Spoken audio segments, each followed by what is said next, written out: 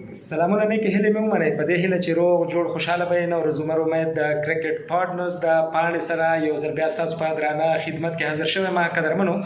د پاکستان سوپر لیګ باندې به خبرې کوو چې تر دې دمه ډېرې ښکلې لوبې ترسره شوي دي. پاکستان سوپر لیګ د لاهور قلندر دپاره چې دی د بیا ځلې پیلې چې دی ډېر ښه ثابت شو، ولې چې دغې لوبډلې ته د سوپر هیرو راشد خان هم واپسي وکړله، همدارنګه فالکنر چې دی هغه هم راغی او ډیوډ هم چې دی دغې ټیم ته چې دی واپسي کړې ده. دې سره خصوصا د راشد خان سره د لاهور قلندر چې دی هغه ډېر زیات قوت پیدا کړی دی. تېره ورځ کې تاسو ولیدل چې راشد خان د اسلام آباد یونایټډ په وړاندې چې دی ډېر ښکلې لوبه ترسره کړله، بلکې په 4 اورونو کې چې دی 9 منډې ورکړې، یو لوبغاړی وسوځو، همدارنګه چې دی په آخري اور کې 15 رنزه چې دی هغه ګټلو ته پاتې او راشد خان چې دی د 3 پرله پسې څلوریزو په مټ باندې وکولی شول چې هغه میچ د لاهور قلندر دپاره وګټي.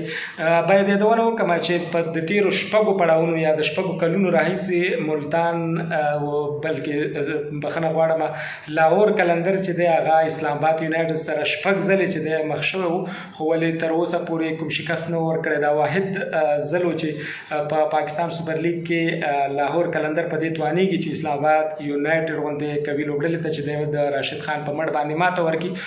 او دوهمه خبره دا وه په دغه لوبه کې چې دی راشد خان 4 اوره کړي بغیر د دې نه چې کومه باونډري په هغه باندې وګوري یا د هغه په بال باندې کومه څلوریزه یا شپږیزه لاسته راشي، بغیر له کومې شپږیزې څلوریزې نه د خپل اورونه چې دي سرته رسولي. او په دوهمه لوبه کې چې د لاهور قلندر د پېښور زلمو سره ډېره ښکلې لوبه، ډېر په زړه پورې لوبه چې دی هغه ترسره شوله. پېښور زلمي هم چې دی ډېر یوه ښکلې لوبډله ده، ډېره یو مضبوطه لوبډله ده، خو د پېښور زلمي ځینې نیمګړتیاوې شته چې هغوی څه ناڅه نیمګړتیاوې په بیټینګ کې دي. تقریبا 3-4 لوبغاړي چې دي هغه له ویسټ انډیز نه چې دي د دوی سره دي او هغوی مشکل دا دی چې بیا د سپینر سره لږ مشکل لري. په دغه لوبه کې چې د پېښور زلمو د لاهور قلندر سره وه، د راشد خان د لوبډلې سره وه، شعیب ملک چې دی په دغه لوبه کې ډېر زیات ښه ثابت شولو، ډېره ښکلې لوبه یې ترسره کړله، بلکې تاسو ولیدل چې په راشد خان باندې هم هغه ډېر زیات تیز راته او داسې ښکارېدم چې یاره راشد خان ته به چې دی شعیب ملک سرخوږی جوړ کړي. چون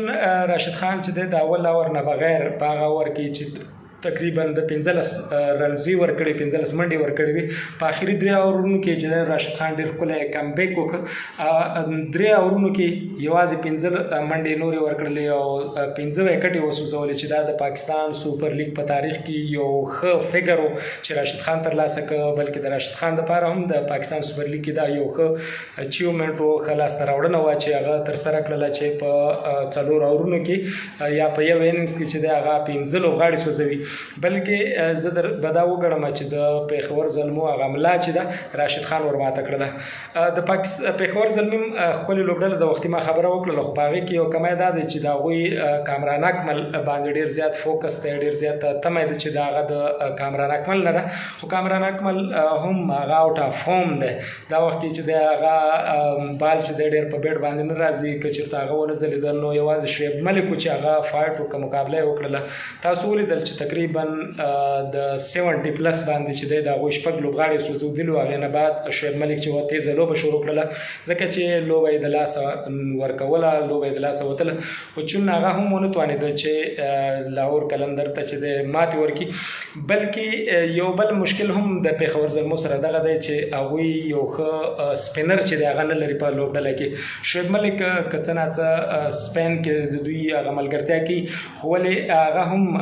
داسې وي چې یو ریسک اخیستل به وي. د همدغې کمزورۍ نه چې دی نور لوبډلې چې دی د دوی هغه پوره پیدا اوچتوي او د دوی هغه ورونه چې کوم د سپین بالران دي، چون دوی سره یو بل دا وخت چې مانې ذهن نوم ووته، یو بل بهرنی سپینر هم شته چې هغه داسې د نامې جامع سپینر نه دی. نو د دغې کمزورتیا نه چې دی د پېښور زلمو مقابل کې چې نور څومره لوبډلې دي هغه ډېره ښه پیدا اوچتوي او هغه د دوی د شکست باعث ګرځي. په دې هیله چې راشد خان او افغان لوبغاړي نور هم ښه وځلیږي. په لومړۍ لوبه کې چې د رحمان الله ګربز ښه نه دی ځلیدلی او په بله لوبه کې به ګورو. خدای دې وکړي چې رحمان الله ګربز، نجیب زدران، دغه ټول لوبغاړي چې دي ښه وځلیږي، د افغانستان